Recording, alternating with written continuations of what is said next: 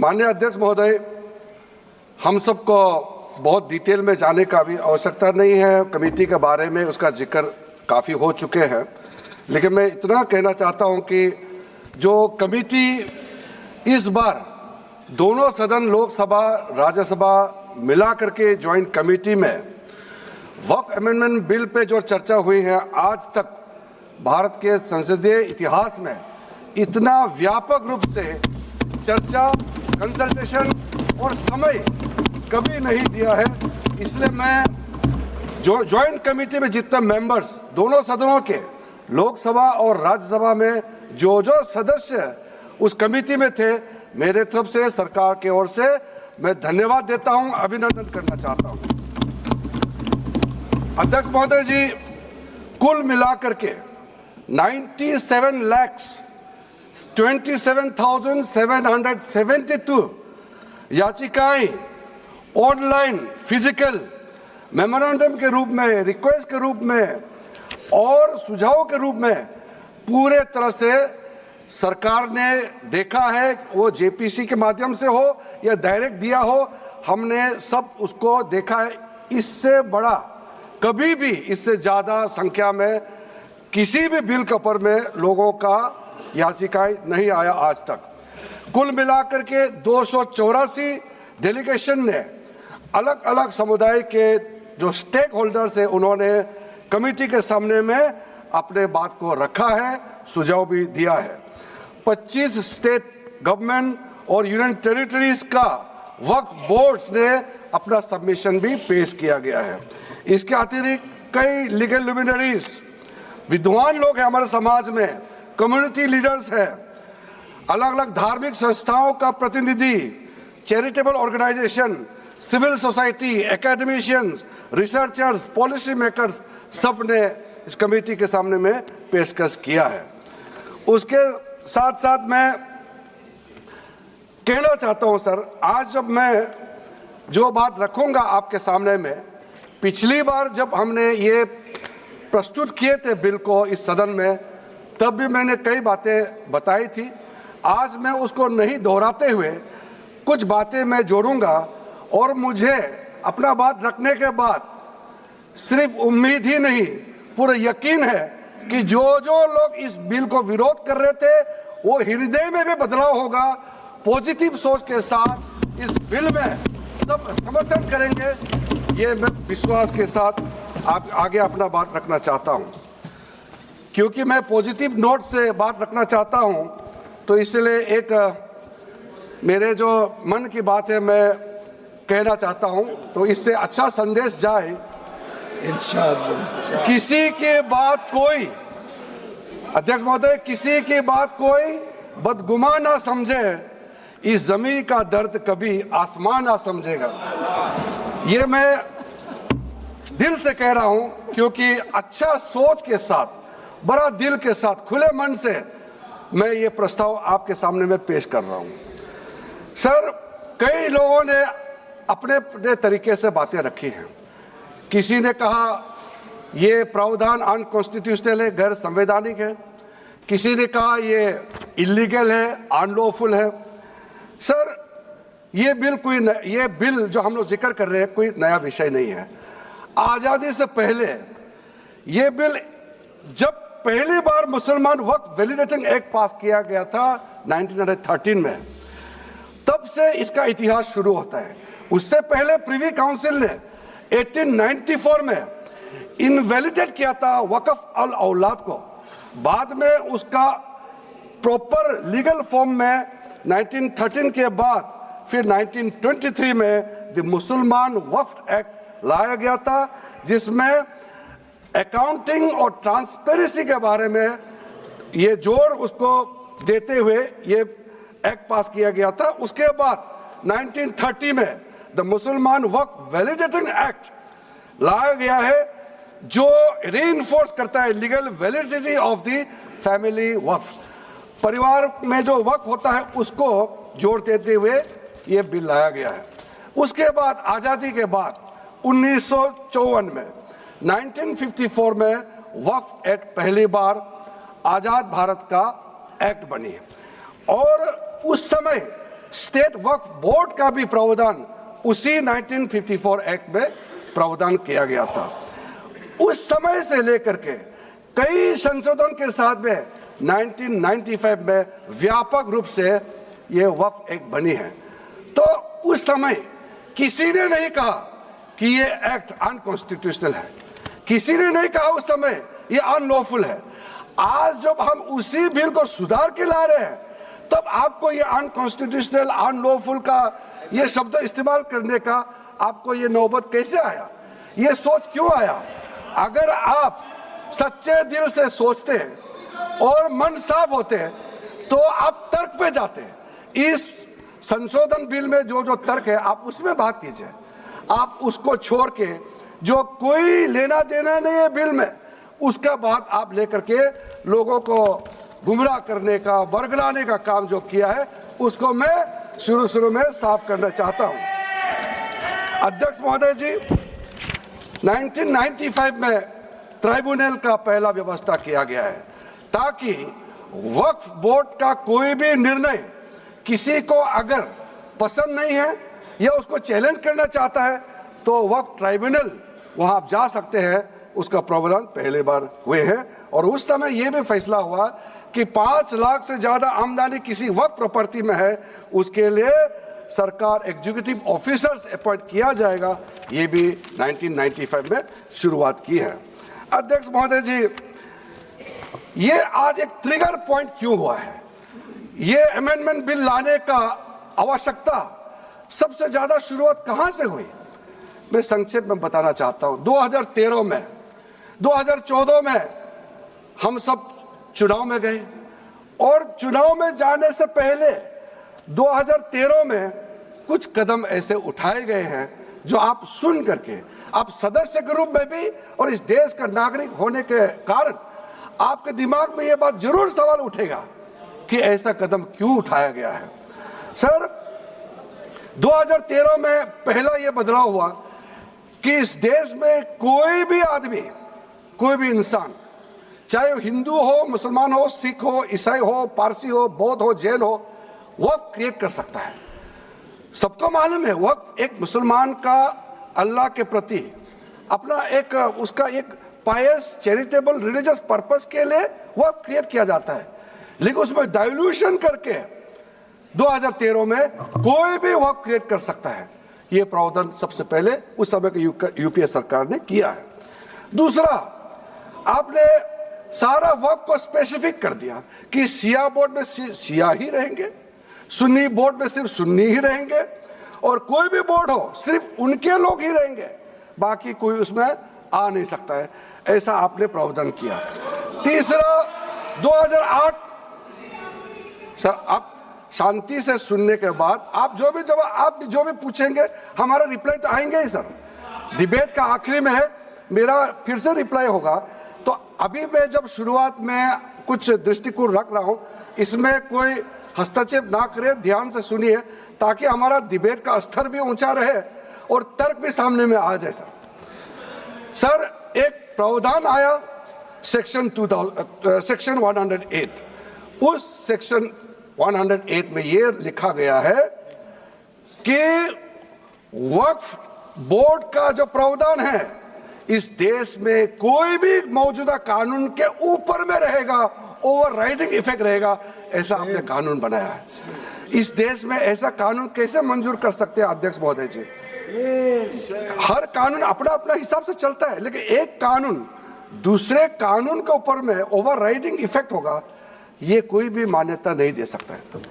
उसके बाद सर, मैं कुछ प्रोपोगेंडा साथ में जुड़े हुए हैं। उससे पहले जो 2013 में मुझे भी बहुत ताज्जुब हुआ कि ये पास कैसे जबरदस्ती करवाया है। 2013 में वक्फ पे यूजर जो आपने प्रावधान डाला, उसके बाद 1970 से एक केस चल रहा था दिल्ली के अंदर में।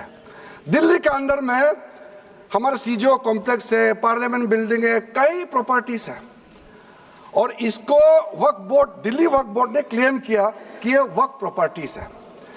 उसके बाद ये केस चल रहा था अदालत में। उस समय यूपीए सरकार ने पूरा सारा जमीन को डी नोटिफाई करके वक्फ बोर्ड को दे दिया।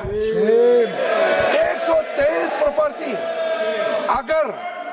अगर आज हम ये संशोधन लेके नहीं आते तो जिस सदन में हम बैठे हैं, ये पार्लियामेंट बिल्डिंग, इसको भी क्लेम किया जा रहा था, एयरपोर्ट, बसंत विहार। और अगर नरेंद्र मोदी जी का सरकार नहीं आते, अगर यूपीए का सरकार कंटिन्यू रहता, तो क्या क्या बिल्डिंग को डी नोटिफाई किया जाना था। 123 प्रॉपर्टी को तो डी नोटिफाई किया। मैं रिकॉर्ड में कह रहा हूं, अपने मन से कुछ नहीं कह रहा हूं, मैं ऑफिशियल रिकॉर्ड का बात बता रहा हूं। अध्यक्ष महोदय, आप काहे को उछल रहे हो? मैं अपने से थोड़ी बोल रहा हूं, जो हकीकत बात को बता रहा हूं। आप आराम से बैठ के सुनिए। आपके दल को और आपको सबको बोलने का मौका मिलेगा। माननीय मंत्री जी,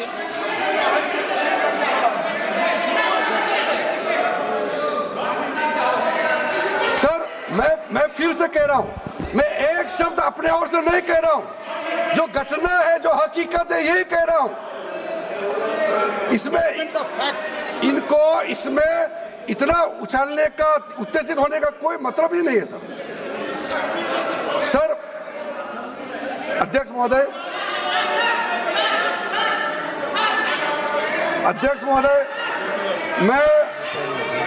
मैं आपके माध्यम से सदन को कहना चाहता हूं कि जो संवैधानिक बात उठा करके लोगों को गुमराह करने का जो प्रयास किया जा रहा है, उसको भी देश के सामने में सही बात रखना बहुत ही जरूरी है। एक बात बार बार इन लोगों ने कहा गया है कि ये जो वक्फ अमेंडमेंट बिल है, ये आर्टिकल 25, आर्टिकल 26, आर्टिकल 30 का उल्लंघन करता है करके इन्होंने इल्जाम लगाया। पढ़ चुका हूं, आप पढ़ लो। कभी भी डिबेट के बीच में पॉइंट ऑफ ऑर्डर नहीं होता है। व्यवस्था दे दी है, पठवाना कभी। माननीय मंत्री जी बोलिए। अध्यक्ष महोदय, दूसरा विषय इन्होंने समानता का बात उठाया। आर्टिकल 14 का इक्वालिटी को लेकर के उन्होंने सवाल उठाया, उसका भी मैं जवाब देना चाहता हूं। अध्यक्ष महोदय, ये कोई तरीका नहीं है। माननीय अध्यक्ष की व्यवस्था अंतिम व्यवस्था होती है। बोलिए मंत्री जी, आप बोलते जाओ। अध्यक्ष महोदय, क्योंकि मेरा कान खुला हुआ है तो ये डिस्टर्ब हो रहा है मुझे। मैं अभी ये पैन की बात करता हूं। अध्यक्ष महोदय, ये वक्फ बोर्ड का जो काम है, ये बेसिकली वक्फ प्रॉपर्टी को जो संभालने वाले मुतावली और जो वक्फ प्रॉपर्टी को व्यवस्था करते हैं, उसको संचालित करने के लिए ये गवर्नेंस का, सुपरविजन का एक प्रावधान है। किसी भी तरीके से वक्फ बोर्ड वक्फ प्रॉपर्टी को मैनेज नहीं करता है।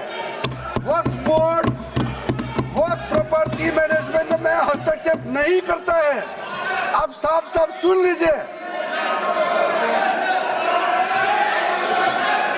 अगर इसके पास तर्क नहीं है तो इस तरह यहाँ डिस्टर्ब करके बहस का स्तर को गिराने से कोई फायदा नहीं है सर। ये कोई तरीका नहीं है सर। बोलते जाओ सर। वक्फ बोर्ड का क्रिएट करना, एक जो वाकिफ होता है, जो अपना विलिंगली वक्फ क्रिएट करता है। मैंने व्यवस्था दे दी है। आप जब समय हो तो बोले नो, प्लीज बैठिए।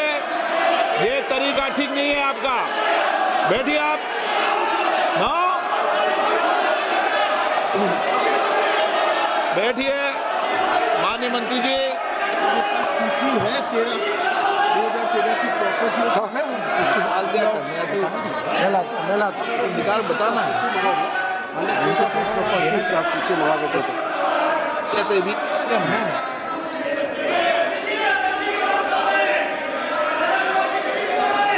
अध्यक्ष महोदय, सबको बोलने का मौका मिलने वाले हैं, तो कम से कम बात को शांति से सुनने के बाद आप अपना बात रखिए। ये कोई तरीका नहीं होता है सर।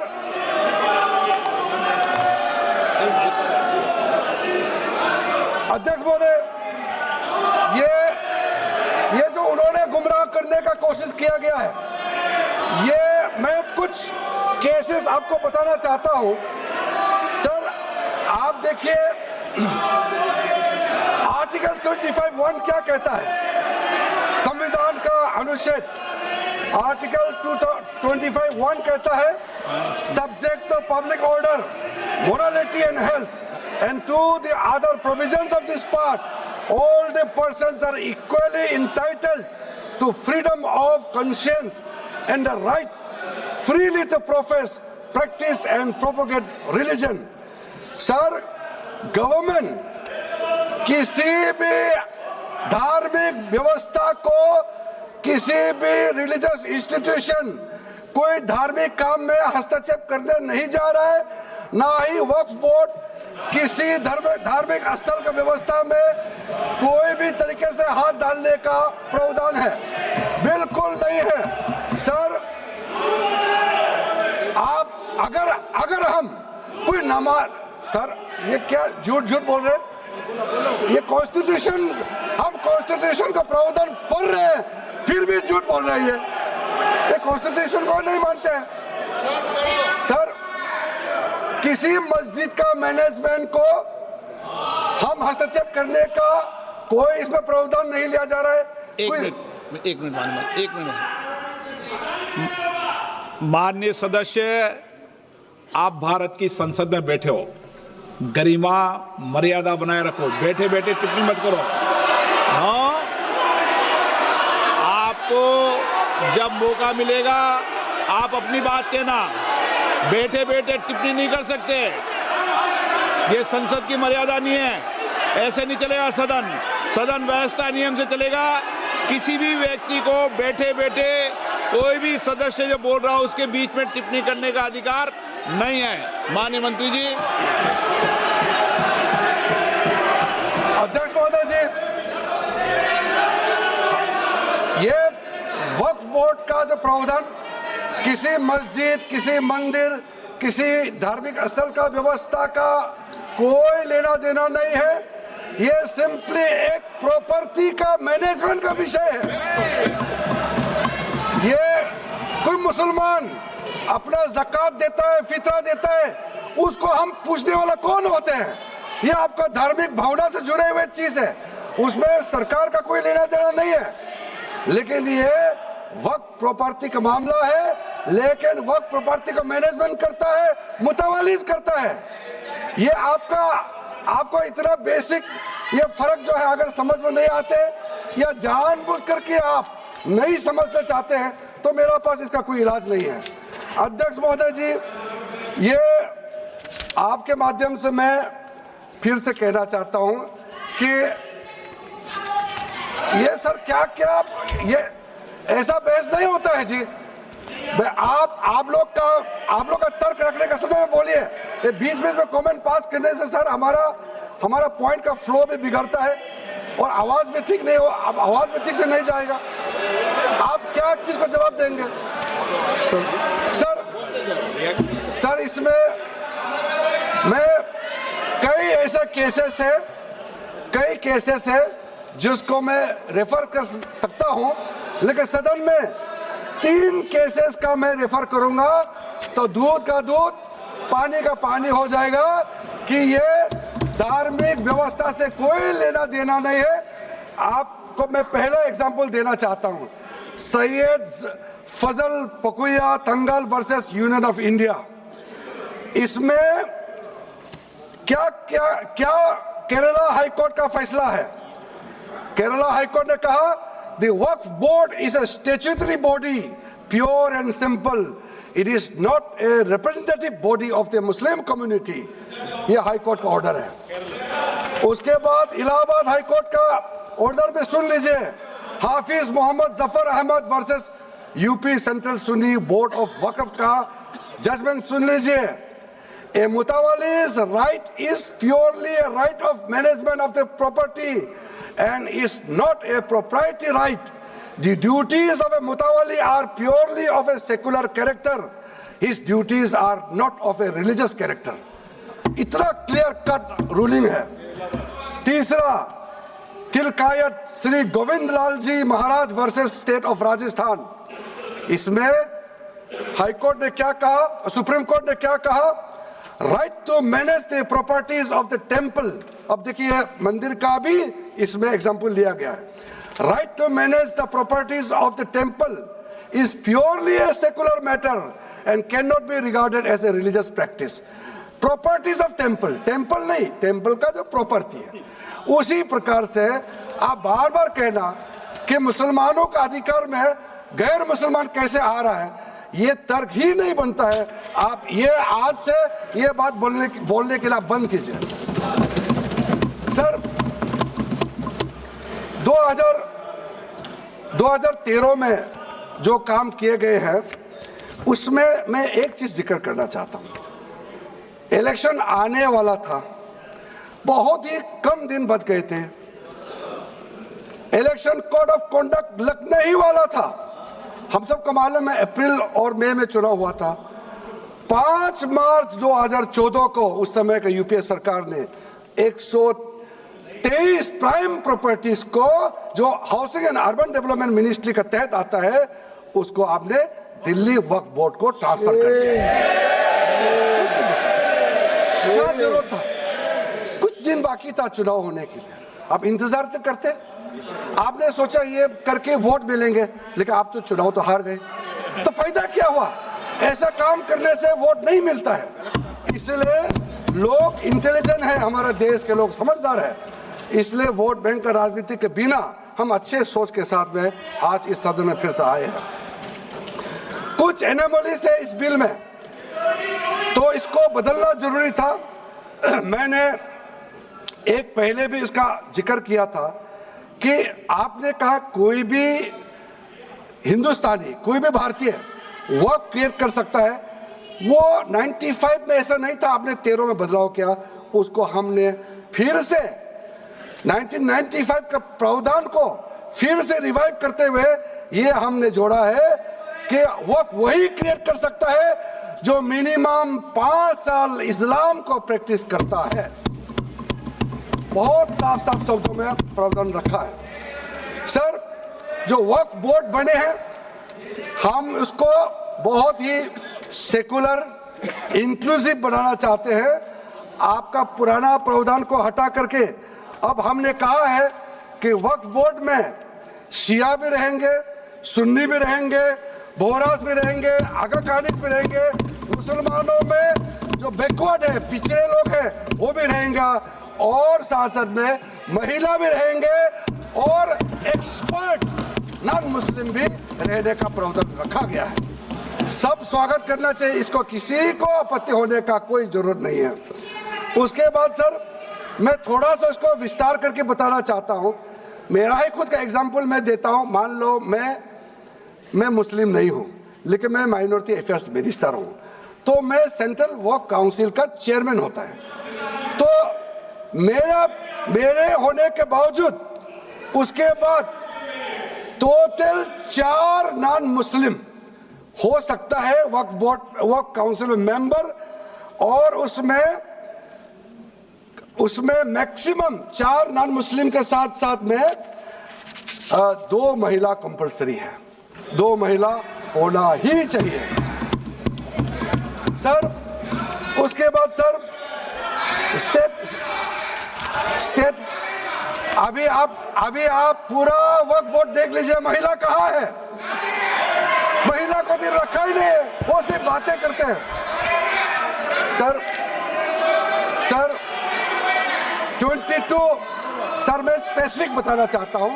सेंट्रल वक्फ काउंसिल में टोटल 22 मेंबर्स में 4 नॉन मुस्लिम से ज्यादा मेंबर नहीं हो सकते हैं। एक्स ऑफिशियो के पद को मिला करके 3 मेंबर ऑफ पार्लियामेंट होगा। मेंबर ऑफ पार्लियामेंट तो किसी धर्म का हो सकता है। जब इलेक्शन करते हैं तो कोई भी धर्म का मेंबर ऑफ पार्लियामेंट या एमएलए बन सकते हैं। सर 10 मेंबर मुस्लिम कम्युनिटी से होगा, 2 फॉर्मर जजेस होंगे सुप्रीम कोर्ट और हाई कोर्ट के, 1 advocate of national eminence member रहेंगे, 4 persons of national eminence from various field, ये तो कई कमिटियों ने इसको सिफारिश किया है, और एडिशनल सेक्रेटरी या joint secretary to the government of India उसमें रहेंगे। आउट ऑफ 10 मुस्लिम मेंबर्स 2 महिला अनिवार्य है, ये हमने प्रावधान रखा है। और स्टेट बोर्ड में आउट ऑफ 11 मेंबर्स 3 से ज्यादा नॉन मुस्लिम नहीं हो सकता है। एक्स ऑफिसर को मिलाकर के 1 chairperson, 1 MP, 1 MLA, 4 members from Muslim community, 2 members with professional experience, 1 member of Bar Council and Joint Secretary to the state government dealing with work matters. Out of 4 Muslim members, 2 shall be women. ये हमने रखा है ताकि हमारे बहनों को किसी तरीके से दरकिनार नहीं कर सके। वक्त एक सर हमने जो नया प्रावधान रखा है उसमें जितना भी जो आर्बिट्रेरी प्रोविजन जो जरूरी नहीं था उसको हमने सामान्य रूप से देश में और जितना कानून है उसको मिलाते हुए मुख्य रूप से ट्रांसपेरेंसी इन वर्क मैनेजमेंट, सर्वे को अपडेट करने के लिए जो पहले इनसफिशिएंट प्रोविजन था इसमें वर्क लैंड रिकॉर्ड्स वगैरह में महिलाओं का इनहेरिटेंस राइट्स, बच्चों का राइट, और साथ साथ में कई हजारों केसेस पेंडिंग है ट्राइब्यूनल और कोर्ट्स में, उसको सेटल करने के लिए जो आज लगभग 10,000 से भी ज्यादा केसेस जो पेंडिंग था और कुछ सालों के अंदर में 13 से 30,000 तक 30,000 केसेस पेंडिंग हो चुके हैं, उसको सरलता से सुलह करने के लिए हमने रास्ता खोजा है। एक चीज बार बार आप लोग कहते हैं, हमारे पक्ष के लोग हो या उस साइड के पक्ष के लोग हो या जो सदन से बाहर है, वो एक वक्तव्य देते रहते हैं, मैं उसको सुधारना चाहता हूँ। ये कहते हैं कि हमारा देश में लैंड बैंक जो है वक्फ बोर्ड के पास 3rd लार्जेस्ट है। पहला रेलवे, इंडियन रेलवे, फिर इंडियन आर्मी मतलब इंडियन डिफेंस का, और फिर कहता है वक्फ बोर्ड के पास जमीन है। मैं उसको सुधारना चाहता हूँ। सर आप भी तो ट्रेन में चलते हैं, हम लोग भी ट्रेन में चलते हैं, हजारों किलोमीटर ट्रेन का पटरी लगा हुआ है, स्टेशन बना हुआ है। वो ट्रेन का पटरी लगा हुआ है, वो रेलवे का प्रॉपर्टी थोड़ी है, ये तो देश का प्रॉपर्टी है, हम लोग सब चलते हैं उसमें। इसको आप कैसे लगा सकते हैं कि रेलवे के पास इतना है, वक्फ बोर्ड के पास इतना है? वो देश का प्रॉपर्टी है। हमारा डिफेंस के पास कहता है कि 2nd लार्जेस्ट है। डिफेंस के पास जो भी ले रहे, जहाँ ट्रेनिंग करता है, जहाँ वो रहता है, या बॉर्डर एरिया में जितना डिफेंस लैंड है वो देश का रक्षा के लिए है। उसको आप कैसे वक्फ प्रॉपर्टी के साथ आप तुलना कर सकते हैं? वक्फ प्रॉपर्टी प्राइवेट प्रॉपर्टी होता है सर। तो इसलिए दुनिया में सबसे ज्यादा वक्फ प्रॉपर्टी हिंदुस्तान में है। सिर्फ हमारा देश में ही नहीं, दुनिया का सबसे बड़ा और सबसे ज्यादा वक्फ प्रॉपर्टी हिंदुस्तान में है। तो फिर ये क्यों है 60 साल तक आप सरकार में रहे हैं, हमारे देश में मुसलमान इतना गरीब क्यों है? जब दुनिया का सबसे ज्यादा वक्फ प्रॉपर्टी हमारा देश में है, तो हमारा गरीब मुसलमानों का पढ़ाई के लिए, मेडिकल ट्रीटमेंट के लिए, स्किलिंग के लिए, इनकम जनरेशन के लिए क्यों काम नहीं हुआ आज तक? बताइए। ये दुनिया का सबसे बड़ा वक्फ प्रॉपर्टी अगर हिंदुस्तान में है, तो उस प्रॉपर्टी से गरीबों का उत्थान के लिए, लोगों का भला के लिए अगर ये सरकार नरेंद्र मोदी जी के नेतृत्व में गरीब मुसलमानों के लिए काम कर रहा है, तो इसमें आपत्ति क्यों होना चाहिए? आप लोग बताइए। इसलिए सर इसको धर्म जाति से बाहर उतर करके सबको सीधा अपना दिल से पूछ करके आप सोच के देखिए कि आप जो लोग आज इस बिल को विरोध कर रहे हैं, आज 1 साल 2 साल नहीं, सदियों तक हमारा देश उसको याद रखेगा कौन इस बिल को समर्थन कर रहा है, कौन इस बिल को विरोध कर रहा है। आज चंद वोट के लिए, सत्ता के लिए हमारे मुसलमानों को आपने 70 साल से ज्यादा वोट बैंक बना करके गुमराह किया है। कितना और गुमराह करना चाहते हैं? अब हमारा देश में वोट बैंक का राजनीति नहीं चलेगा। इसलिए मैं कहना चाहता हूं, जब हमारा देश में इतना वक्त प्रॉपर्टी है, तो इसको हम बेकार में पड़ा रहने नहीं दिया जा सकता है। गरीब मुसलमानों के लिए, आम मुसलमानों के लिए इस्तेमाल करना ही पड़ेगा। उसके लिए आज का ये वक्त संशोधन बिल जरूरत है। अध्यक्ष महोदय जी, हमारे अपने वामसी पोर्टल में, हमारे मंत्रालय के वामसी पोर्टल में हमने रिकॉर्ड देखा है। सचर कमेटी जो आपने बनाया है 2006 में, उन्होंने भी ये बारे में काफी डिटेल में जिक्र किया हुआ है। सर 2006 में 4.9 लाख वक्फ प्रॉपर्टी था और उसका इनकम कितना था मैं बता दूं आंकड़ा सर, आप कहेंगे 4.9 लाख वक्फ प्रॉपर्टी में टोटल इनकम था 163 करोड़। कौन खाते थे? 163 करोड़। और आपने 2013 में बदलाव करने के बाद आज इनकम कितना बढ़ा है वो भी मैं बता देता हूं। जरूर। हो गया 166 करोड़। 3 करोड़ बढ़ा है। कैसे मंजूर कर सकता है हम लोग इस महान सदन में बैठ करके? अगर इतना 10 सालों के बाद भी दुनिया का सबसे ज्यादा प्रॉपर्टी का टोटल इनकम जनरेशन 3 करोड़ बढ़ता है तो ये हम कभी मंजूर नहीं कर सकता अध्यक्ष महोदय। इसलिए प्रॉपर्टी भी बढ़ी। उस समय कहा गया था, मैं अभी का नहीं बता रहा हूं, सचर कमेटी समय में भी कहा गया है कि अगर थोड़ा सा एफिशिएंटली मैनेज करता तो 12,000 करोड़ पर ईयर तो उसी समय जनरेट हो जाना चाहिए था नॉर्मल मार्केट रेट से। और 12,000 करोड़ अगर वो प्रॉपर्टी से रेवेन्यू जनरेशन करता है, कितना लाखों करोड़ों मुसलमानों को फायदा होगा, आप सोच के देखिए। इसलिए सर आप लोग भी, मैं अनुरोध करता हूं कि आप लोग भी वक्त के बारे में जानना था, हमारा वामसी पोर्टल को क्लिक करके आप लोग देखिए। सर आज वो 4.9 लाख से बढ़ करके टोटल वक्फ प्रॉपर्टी बन गया है 8.72 लाख। हमारा देश में वक्फ प्रॉपर्टी बन गया है। और आप कल्पना कीजिए 8.72 लाख प्रॉपर्टी वक्फ का है, उसको अगर हम सही तरीके से मैनेजमेंट करता तो हमारा मुसलमानों का ही नहीं है, देश का तकदीर बदल जाएगा। इतना प्रॉपर्टी हमारे पास। अब समझिए चीज को। सर मैंने अभी कई राज्यों का दौरा किया अध्यक्ष महोदय, मैंने कई राज्यों का दौरा किया। मैं एक एग्जांपल आपको जरूर देना चाहूंगा। मैं बहुत इंप्रेस हो गया जब मैं पिछली बार जम्मू कश्मीर गए।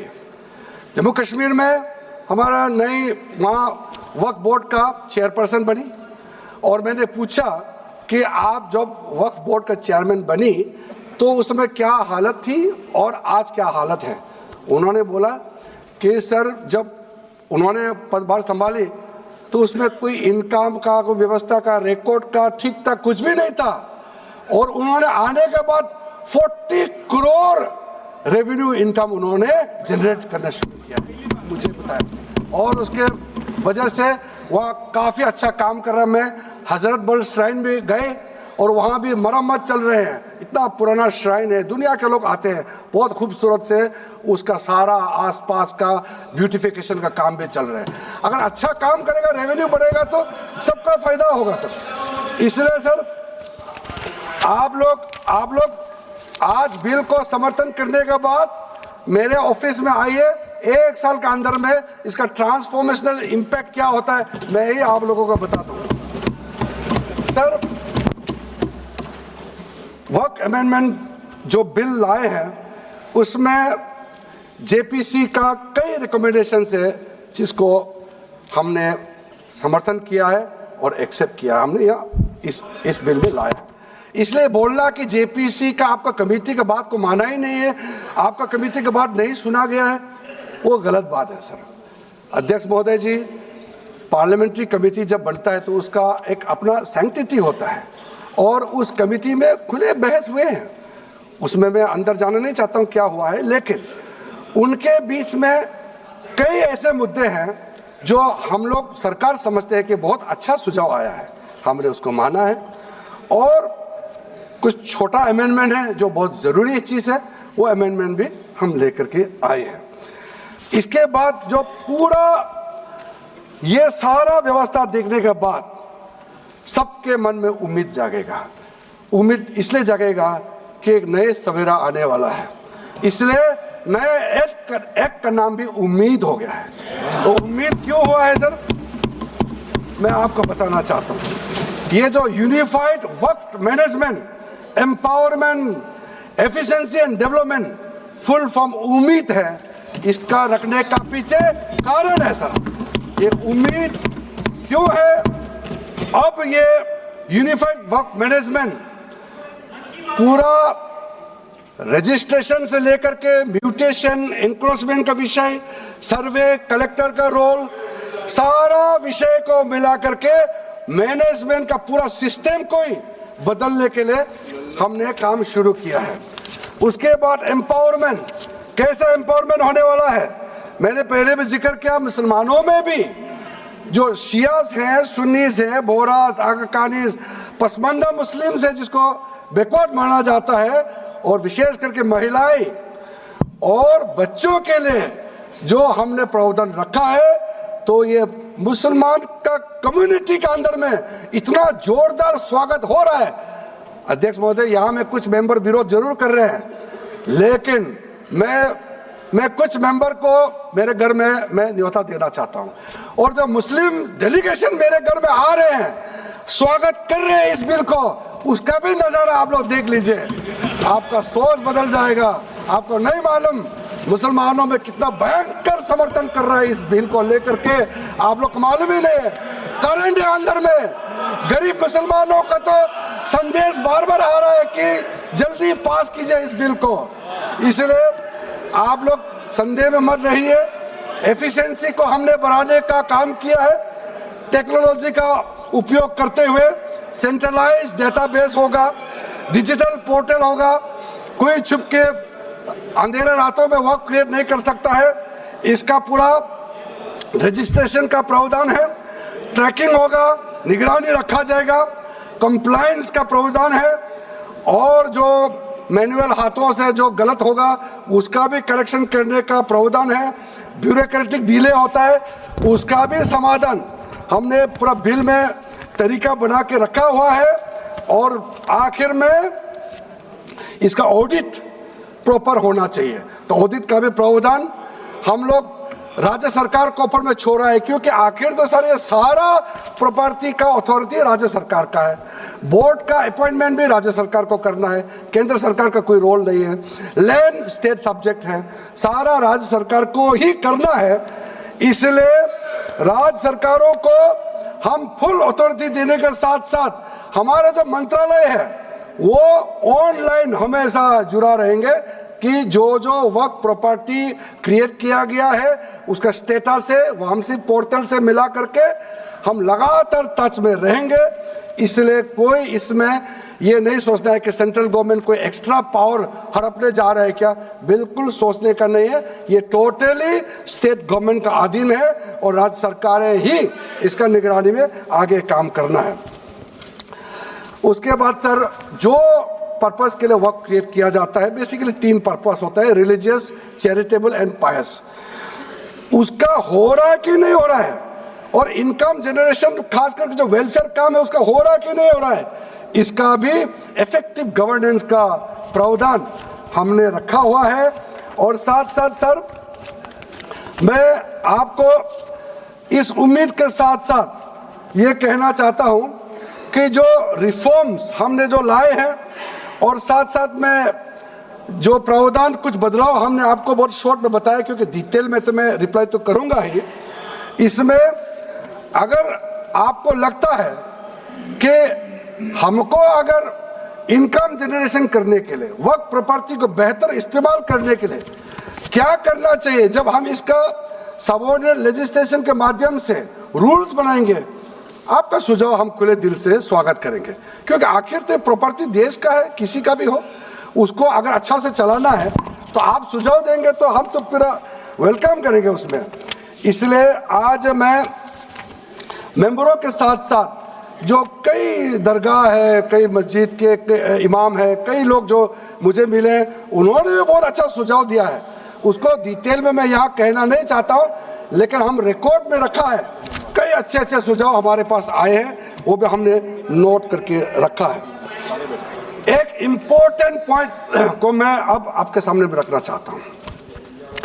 ये जो हमने एक डेफिनेशन में जो बदलाव लाया है, इस डेफिनेशन में बदलाव का सबसे बड़ा मतलब ये है कि मुसलमानों में भी जो वक्फ के अंदर में अपना प्रॉपर्टी, वक्फ प्रॉपर्टी इस वक्फ बोर्ड के प्रावधान से गवर्न करना चाहते हैं, मोस्ट वेलकम है। अगर वो ट्रस्ट के माध्यम से अपना प्रॉपर्टी का अलग तरीके से वक्फ करना, वो चलाना चाहता है, मैनेज करना चाहता है, उसके लिए भी छूट दिया गया है। तो इसमें जो आप लोग बार बार कहते हैं कि वक्फ बोर्ड में गैर मुसलमान कैसे आ रहा है, इसका मैं छोटा सा एग्जांपल देना चाहता हूँ। अभी हम लोग किसी धर्म, किसी जाति का हिसाब से तो हम एमपी नहीं बने हैं, हम तो ऐसे सिटीजन होकर के एमपी बने हैं। तो अगर मेरा कॉन्स्टिट्यूंसी वाला हमको कहेंगे कि किरण रिजिजू मेरा यहाँ नहीं आ सकता है, हमारा धर्म और तुम्हारा धर्म अलग है, तो कैसे होगा? मैं तो एज एमपी, मेरे पास अथॉरिटी है, मैं जा सकता हूँ। उसी प्रकार से आपका ट्रस्ट है, ट्रस्ट को चलाता है चैरिटी कमिश्नर। तो ट्रस्ट वाला कैसे कहेंगे कि चैरिटी कमिश्नर मेरा जात का ही होना चाहिए? चैरिटी कमिश्नर तो गवर्नेंस को संभालने के लिए है, चलाता तो ट्रस्ट है। उसी प्रकार से आप कैसे कह सकते हैं कि मेरा वक्फ प्रॉपर्टी को देखने के लिए वक्फ बोर्ड में गैर मुसलमान नहीं हो सकता है? आप कैसे कह सकते हैं? ये तर्क को आप थोड़ा गहराई से सोचिए, क्योंकि ये बार बार कहा गया है, मैं नाम नहीं लूंगा, वो बाद में तो बोलेंगे हमारे कुछ लोग हैं कि मुस्लिम का अफेयर्स में नॉन मुस्लिम क्यों आ रहा है। अरे ये धार्मिक व्यवस्था से कोई लेना देना नहीं है, मैं बार बार कह रहा हूँ। इसलिए ये प्रॉपर्टी है, वक्फ प्रॉपर्टी है, आप लोग इसको समझिएगा। उसके बाद सर, ये जो हमने जो 2013 के बाद कुछ बदलाव जो किए हैं, वक्फ बाय यूजर में कुछ लोग ने शंकाएं व्यक्त किया है, कह रहा है कि वक्फ बाय यूजर हटाने के बाद अब सरकार जो है मस्जिदें छीन लेंगे, दरगाह छीन लेंगे, मुसलमानों का प्रॉपर्टी छीन लेंगे, ऐसे बोलते हुए मैंने सुना है। इस तरह का कई जगह में बोला है। मैं इसमें साफ साफ कहना चाहता हूं, हम लोग सब हर किसी ना किसी राज्य से आते हैं। We all belong to each and every part of our country. We are together. We may belong to different states and union territories. We are all Indian. ये अथॉरिटी राज्य सरकार को हमने कैसे दिया? जो प्रॉपर्टी वक्फ यूजर को हम लोगों ने हटाने के बाद ये प्रावधान सुरक्षित किया है, ऑथोराइज किया स्टेट गवर्नमेंट को कि जो प्रॉपर्टी रजिस्टर्ड हो चुके हैं, जब आप नमाज पढ़ते हैं, रजिस्टर्ड है, डॉक्यूमेंट है, उस पे कोई हस्तक्षेप नहीं होगा। ये कानून प्रोस्पेक्टिव है, रेट्रोस्पेक्टिव नहीं है। ये आप लोग बहुत क्लियर से सुन लीजिए, ये किसी का जमीन छीनने का कानून नहीं है। ये किसी का राइट, किसी का हनन करके उसका प्रॉपर्टी को हड़पने का नहीं है। राज्य सरकारों को अधिकार दिया गया है कि जो ऑलरेडी रजिस्टर्ड है उसका तो कोई डिस्प्यूट नहीं है, लेकिन जो डिस्प्यूटेड है, जो कोर्ट में पेंडिंग है, उसको हम यहाँ कानून बना के कैसे हटा सकते हैं? कोर्ट का पावर को तो हम ले नहीं सकते सर। इसलिए यहाँ बार बार ये लोग माइक बजा बजा करके झूठ 100 बार भी बोलो, कुछ होने वाला नहीं है। सिटीजनशिप अमेंडमेंट बिल जब लाया गया था, वही लोग हैं जिन्होंने कहा था कि सिटीजनशिप अमेंडमेंट बिल पास होकर एक्ट बन जाएगा तो मुसलमानों का हक छिन जाएगा, उनका नागरिकता खत्म हो जाएगा। आज सीए लागू हो गया, बताइए किसी मुसलमान का अधिकार छीना है? किसी मुसलमान का नागरिकता छीना है? बताइए, क्या आप माफी मांगेंगे? आपने देश भर में घूम घूम कर झूठे बातें फैलाया, आज आप साबित हो गया कि आपने झूठ बोला था, लेकिन आज आप माफी मांगने का भी हिम्मत नहीं रखते हैं। जिगर थाम के आप लोग सुनिए, ये आप आज दोबारा आप मिसलीड करेंगे, गलत बातें करेंगे तो फिर मुंह खाना पड़ेगा आपको। फिर कोई और बिल लेके आएंगे, फिर मैं आपका पर्दाफाश करेंगे फिर से। इसीलिए सर हम लोग तर्क पे जाइए, पॉइंट पे जाइए।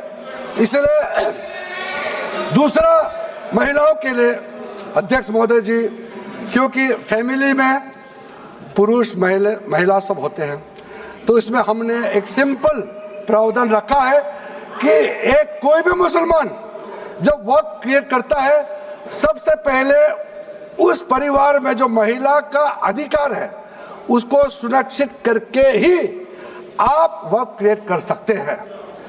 नहीं तो पहले ऐसा होता था, वक्फ क्रिएट कर दिया, आपका बच्चों का अधिकार खत्म हो गया, महिला का अधिकार खत्म हो गया। आप वक्फ उसी प्रॉपर्टी को क्रिएट कर सकते हैं जो आपका हकदार है, जो आपका 100% हिस्सा है, उसी को ही आप वक्फ क्रिएट कर सकता है। बच्चों का और महिला का अधिकार नहीं छीन सकता है। ये बहुत बड़ा रिफॉर्म है। मुसलमानों में अगर वो चाहते हैं कि महिला आगे ना बढ़े तो ये लोग तो इसको विरोध करेंगे, लेकिन जो थोड़ा प्रोग्रेसिव सोचने वाले, जो थोड़ा बारीकी से अगर सोचेंगे तो कितना गलत बात है कि समाज में महिलाओं को दबाने का काम करते हैं और यहाँ जोर जोर से बोलते हैं। अध्यक्ष महोदय जी, सारा मैनेजमेंट जो सरकार का जमीन या प्राइवेट का जो जमीन है, इसका कलेक्टर को इन्होंने कमेटी के माध्यम से सुझाव किया है कि हर चीज कलेक्टर को क्यों ऑथराइज किया गया है। तो कमेटी के बात को माना है कि कलेक्टर से ऊपर कोई भी अधिकारी, कलेक्टर से ऊपर जो अधिकारी है वो देखेंगे सरकारी जमीन और कोई डिस्प्यूट है वक्फ बोर्ड के साथ या किसी मुतावली के साथ डिस्प्यूट है, उसका जांच कलेक्टर के ऊपर अधिकारी करेंगे। ये कमेटी ने सुझाव दिया था और उसी को मान करके आज इस सदन में पेश किया जा रहा है। एक महत्वपूर्ण सुझाव हम लेके आ रहे हैं, अमेंडमेंट लेके आ रहे हैं, इसमें मैं मानता हूं कोई विरोध नहीं करेगा। ये इसमें शुरू में छूट गया था, मैं सर खुले दिल से आपको कहना चाहता हूं, लेकिन बहुत सोच समझ के साथ ये प्रावधान अमेंडमेंट हम लेके आ रहे हैं कि जब आप वक्फ प्रॉपर्टी क्रिएट करेंगे तो ऐसा नहीं होना चाहिए कि आप ट्राइबल एरिया में जाकर के आदिवासी का जमीन को आप वक्फ क्रिएट कर दें। ये नहीं होना चाहिए। इसलिए हमारा देश के आदिवासियों का संरक्षण को ध्यान में रखते हुए शेड्यूल 5 और शेड्यूल 6 में आप वक्फ प्रॉपर्टी क्रिएट नहीं कर सकते हैं। ये एक महत्वपूर्ण अमेंडमेंट लेकर आया है। डिटेल में अब आगे अध्यक्ष महोदय आपको मैं बताऊंगा वक्फ ट्राइब्यूनल के बारे में। सर मैं संक्षेप में, अभी फ्लोर खुलने वाले हैं, मैं आपके हाथ फ्लोर छोड़ने वाले हैं, तो मेरा जो वाइंड अप को आप ध्यान से सुन लीजिए। जो ट्राइब्यूनल है, ट्राइब्यूनल में 2 मेंबर का हमने प्रस्ताव रखा था, तो कमेटी ने कहा कि 2 मेंबर ठीक नहीं है, इसमें 3 मेंबर होना चाहिए। ये प्रस्ताव भी मंजूर किया गया है।